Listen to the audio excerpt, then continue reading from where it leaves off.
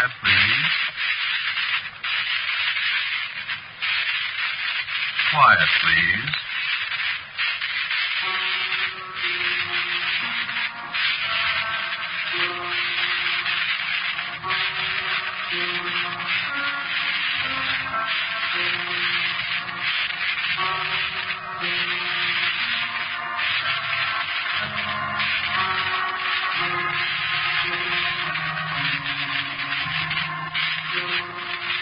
Mutual Broadcasting System presents Quiet, Please, which is written and directed by Willis Cooper and which features Ernest Chappell. Quiet, Please for tonight is called Baker's Dozen. I thought of that. You see, I used to be a baker. Everybody was always asking for an extra bun or an extra donut or one more Parker House roll when they bought a dozen, see? That's supposed to be some kind of old-time custom or something for bakers. I wouldn't put out. Not me, I tell him. Not me. Don't you know 13's an unlucky number, I'd say? The wise guy would always say, unlucky for who? I'd say unlucky for any baker that gives away stuff, I'd say. So maybe he'd laugh and never lost very many customers, I guess. Anyway, you try and get a baker's dozen of anything nowadays from anybody. You get a hole in your head quicker. Well, so Baker's Dozen is a kind of cute name for a story, I think. Listen, see if it ain't, huh? I had this wife, see, and she has a tough time with me. I'm always biting the top off a bottle of schnapps and coming home and taking pics out of it. I love her, sure I love her. But I'm a great big schmo that ain't got sense enough to leave the bottles in the saloon. When I got 8-9 slugs in me, I'm a double schmo. Charlie Brooks already has gave me the heave-ho 64 times. Well, for a long time, I'm not very welcome at Charlie's bar. He said once if he knowed how to make a Mickey, he'd present me with a double one for free. So I'm not one of his favoriteest fellas, see? And with my old lady, every time I come home singing 3 cheers for Jones Jr. High, he starts ducking. Because I don't like what she's got for supper, or why don't she get a new dress, or she's been biting her fingernails again, and boom, I'm giving her hits. That's me. The schmo in spades. Don't make any difference I'm nice to her when I'm not drinking that stuff, because I'm practically always drinking the stuff, and... Man, I'm sorry. But so what? And do you think she ever hangs on my chin? No, she don't. And she don't holler copper on me either. One time there was a cop lives next door, and he hears me pushing her around. He comes in. She says she hit her nose on the door. The cop gives me the ugly look, and what does she do? She kisses me. And what can the cop do? Go away, that's what the cop can do. You see? Why is a woman a lover schmo? Well, I get carried away telling you about myself. I gotta tell you the story. Listen.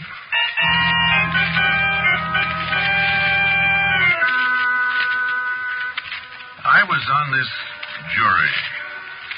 A lot of times I've been called for jury duty, but I'm just like you. I always try to get out of it. With me, it might interfere with my bottle department, see?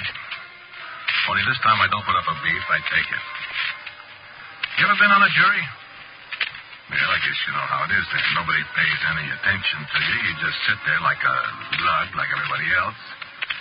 You might as well be in West Overshoe, Arkansas, Arkansas, or whatever, as far as the rest of the jury is concerned. Guys hollering at witnesses and bobby soxers of all ages and sexes watching the free show and hoping to hear some dirt. I get bored. Well, I did have a hangover, so I never come to till quite a while after the trial had begun. You know how a hangover is. Yeah. So I had kind of blank spaces in what I heard, you know. First, I hear the doctor saying what it was caused this guy to croak, and it was something about traumatic synthesis of the gravities or something, and it got caused by applying a blunt instrument to the fellow's noggin kind of hard, so he had the gravities, and he's a dead pigeon. Then another fella stomps up and down in front of the jury box and says he's going to prove this dame done it. He's going to, by gravy, have her hung. If only the fine jury will cooperate. And another fellow with a red mustache, he objects. And there's a copper that says, yeah, he found the guy with his noggin bent in and yada, all over the place till my noggin hurts. And I kind of go to sleep or something. Then I am waked up like sticking a pin in me. You know, I'm telling you about this Charlie Brooks I used to drink at his bar? Well, who is all of a sudden sitting on the witness stand but Charlie Brooks? Listen. My name is Charles Brooks. Your occupation, Mr. Brooks. I am a bartender. And a very good one, I hear. And I pipe up and I say, He makes the best martini in town. see, I don't hold no grudges because, after all, I'm a schmo and he should throw me out. Nobody even looks at me. The guy just goes right on. Did you know the deceased, Mr. Brooks? I certainly did. I see. And what sort of man was he, Mr. Brooks? I would say he was not a good man. What do you mean by that? Well, he was quarrelsome Quarrelsome. when he drank. Just like me, huh, Charlie? Did he drink at your bar often, Mr. Brooks? He used to, but I've refused to serve him for several months. Just like me. Well, he came in the night he was murdered. The night he died. He wasn't murdered. Move to strike that last part out, Your Honor. Strike it out. Confine your statements to answers to my questions, please, Mr. Brooks. The jury will decide if murder has been committed or not. Yes, sir. Now tell me, Mr. Brooks, did you know of any quarrels this man had with his wife? Yes, sir. How did you know? He told me. That was one of the reasons I told him not to come back to my bar. I see. You said you saw him the night he died. Yes, sir. He came in drunk and wanted to buy a drink, but I said no, and I threw him out. Personally? Personally, yes, sir. It's quite impossible, isn't it, that any injuries you might have inflicted on him in throwing him out could have resulted in his death? Would you repeat the question, please? Let me put it this way. You don't think that you injured him badly enough to have caused his death? Mister, I kicked him. You didn't kick him in the head? No, sir. I did not kick him in the head. You would say that he was a bad, vicious, wicked man, then, Mr. Brooks? I certainly would. And that he gave others good cause to kill him? I certainly do. I mean, he did. Especially his wife? Mister, they should give her a medal. That will be all, Mr. Brooks.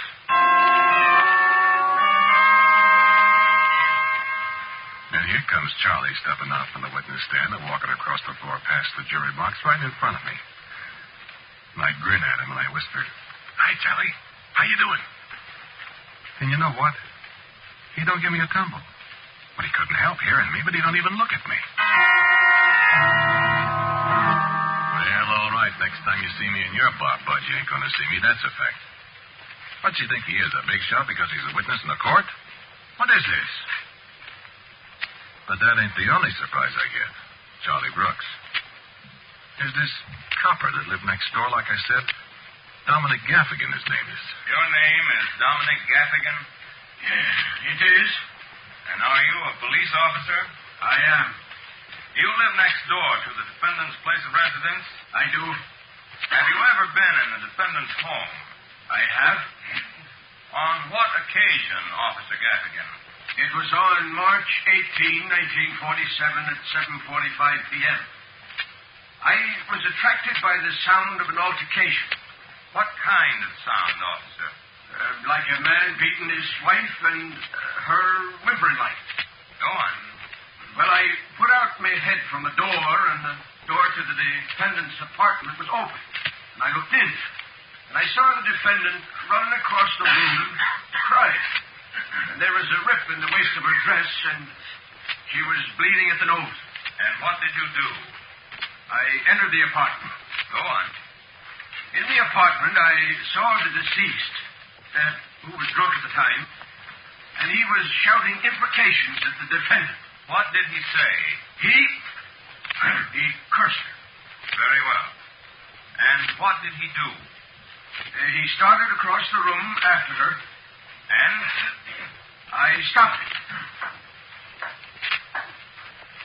How did you stop him? I said stop. Only that? I put my hand against his chest like. I see. And then what happened? Then the defendant turned on me, and she asked me what I was doing in their apartment. Did you answer her? I did. What did you say? I said I came in to prevent murder. And what did she say to that? She turned on me, said she had bumped her nose on the door. And there was going to be no murder, and I should go away. And did you? Well, I remonstrated with her, on the face of the evidence, but she would have none of me. And then she turned and kissed her husband and said she loved him. So I came away then. I see. And it is still your impression that your arrival on the scene prevented murder? It is. You think he would have murdered her? I do. And have you any knowledge of other, altercations between the defendant and the deceased, Officer Gaffigan? I have. I stood up and I said, Gaffigan, you know you're the biggest liar on the police force. Gaffigan, you know perfectly well that what you told that fellow was what happened at my apartment pretty near a year ago. And you're trying to hang something on some poor schmo, and you know that happened to me and Elsa. You're a stinker, Gaffigan. Yes, sir.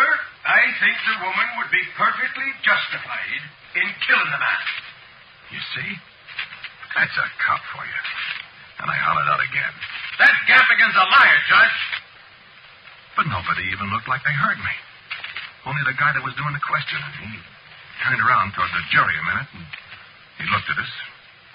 He looked at us so long, the judge leaned down and said, What's the matter, Mr. Cunningham? I'm sorry, Your Honor, but every time I glance at the jury box, I get the distinct impression that there's an extra juror there. Are you sure you feel all right, Mr. Cunningham? Well, I'm sorry, sir. I've been having a little trouble with my eyes lately. Well, I'm sure you're at liberty to count the jurors, Mr. Cunningham. Thank you, Your Honor.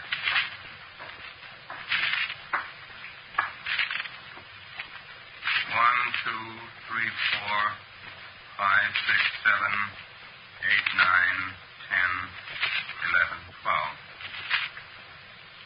I'm sorry, Your Honor. You may proceed, Mr. Cunningham. The guy walked away, but he still looked kind of puzzled. I looked at the other jurors, and every one of them was doing what he'd done. Counting. I watched them, and they all turned back to the courtroom. They were satisfied it was only 12. I couldn't help counting, too. 1, 2, 3, 4, 5, 6, 7, 8, 9, 10, 11, 12. That's right. 12. But I didn't count myself. I'm 13th. I make the baker's dozen. I yelled at the DA. Hey, there is 13 of us here. Hey! He makes like I'm not there. He don't even look over his shoulder at me. I yell again. Hey! But he's talking to a woman on the witness stand. Will you state your name? Mrs. Elsa Bronson. My eyes pop out. I stand up. Hey, that's my wife. What are you doing here, Elsa? And your place of residence? 1313 North Court Street. Now, Mrs. Bronson, will you please tell the jury exactly what happened on the evening of January 13th? I was alone in the apartment. Speak up, please, Mrs. Bronson. I was alone in the apartment. My husband often came home late. So I was not alarmed when it became 7 o'clock and then 8 o'clock. What were you doing, Mrs. Bronson? I was ironing Ironing what? my husband's shirt. I see. Go on. When it became 9 o'clock, I became a little bit alarmed Why? because Was it because you were sure your husband was drunk somewhere? my husband does not drink so much. Was it because you were afraid that he would come home drunk and beat you up? No. Mrs. Bronson, your husband had beaten you up before, hadn't he? No. You heard what Officer Gaffigan said, didn't you? I told him the truth. I did strike my nose on the didn't strike it on your husband's fist? No, He has never struck you? never. Mrs. Bronson, did you hate your husband?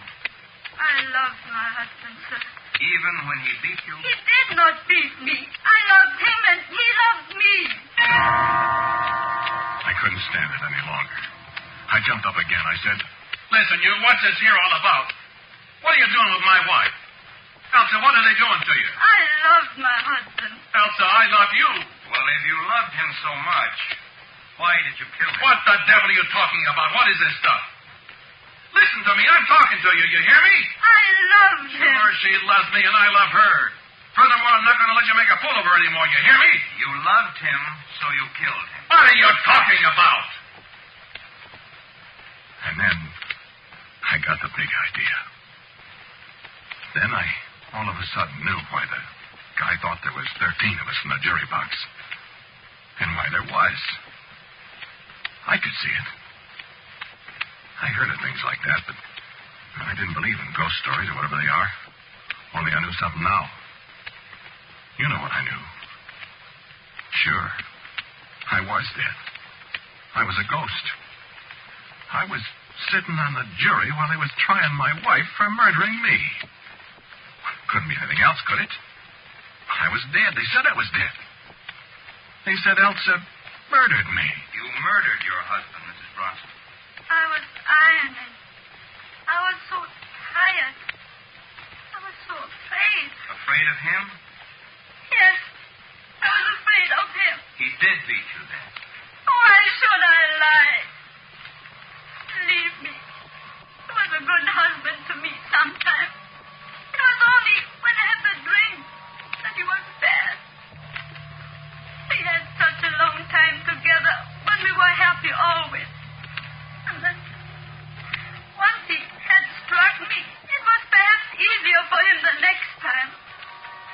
He was not himself when he drank, you know. He was not. I forgave him each time. He cried with me so many times afterwards. What could I do but forgive him? I loved him. Yes, Elsa. I guess a dead guy can say his say. Even if nobody can hear him. I know you loved me. And I loved you. Always. I don't know how this happened, Elsa. But whatever it was, I had it coming, didn't I? I asked for it. Nobody in the world would ever believe that I loved you. Nobody but you. I don't know what they'll do to you, Elsa. But I wish I could take the rap for you. It isn't enough. Just being dead. And it was 9 o'clock and then 10 o'clock. And I was so tired. And so I went and made myself a bite to eat alone. And then I came back to the ironing.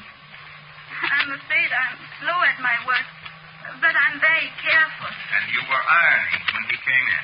Yes. Yes, I was ironing. The door opened, and I saw at once that he had been drinking. He walked across the room to me, and he stood there and smiled at me the way he always smiled when he was angry. And he said, "What are you doing, Elsa? Ironing?" And I said, "Yes." He pushed the ironing board against me and fell. And the iron burned my hand, and he bent over to pick me up, and I struck him with the iron. I'd never struck him before, but I killed him. Now take me away and hang me. I do not want to live after this.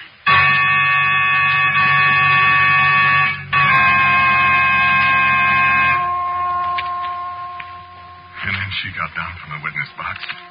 She started to walk out of the courtroom. She stopped in front of the jury box, and she looked at each one of the other 12 people. The man that said he was a bookbinder, and the young salesman, the girl with the red feather in her hat, and all the rest of them. And when she had looked at each one of them, she looked at me. And she saw me. I know she saw me. Come, Irving. Come home with me. I got up from my chair, and I went out the little gate in the jury box, and I walked along with her. And we went through the little fence in front and down the aisle, and Charlie Brooks got up and walked on one side of her, and Dominic Gaffigan, the policeman, he got up and walked on the other side of her. And we walked out. And there was another policeman with us, and I was walking behind them. And when we got out of the courtroom, it was all dark out there, and I felt awful. And I just got one glimpse of her as she turned her head over her shoulder. And I was walking in the dark for a long, long time. And I didn't know where I was, and then all of a sudden it was awful bright. And I felt somebody kick at me. And there was Charlie Brooks. And if you ever come back in this place again, drunk or sober, I'll beat your brains out. You hear me? And the door closed behind him. And I was in the snow. And my head hurt worse than ever. I get up. And I walk in the snow. I stagger. I stagger a long, long way in the snow. I'm going home. So I'm going home.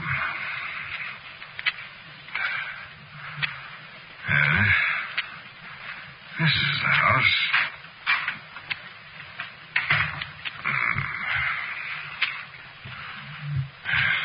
This is the stairway.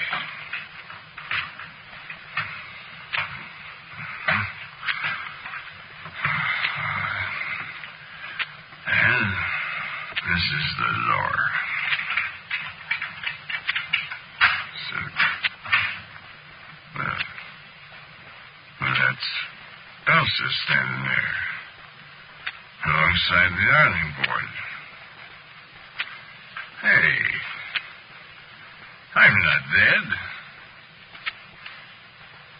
What you doing, Elsa? Ironing?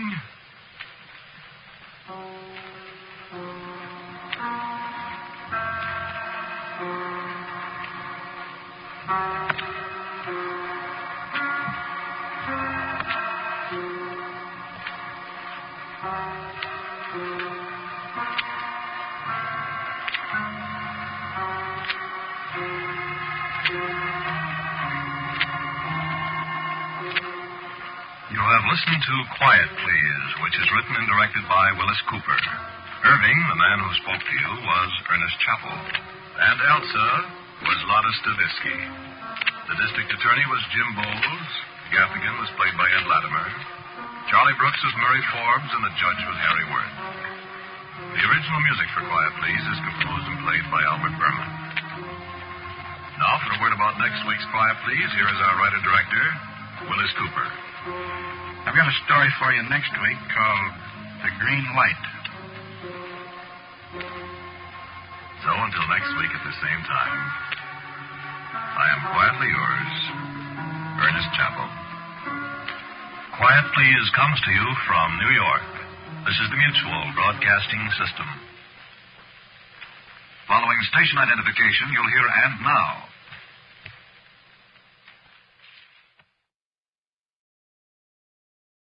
Now. Spooky Ventures is the home for spooky content and spooky merchandise on the web. Check it out today at spookyventures.com. And remember, always keep it spooky.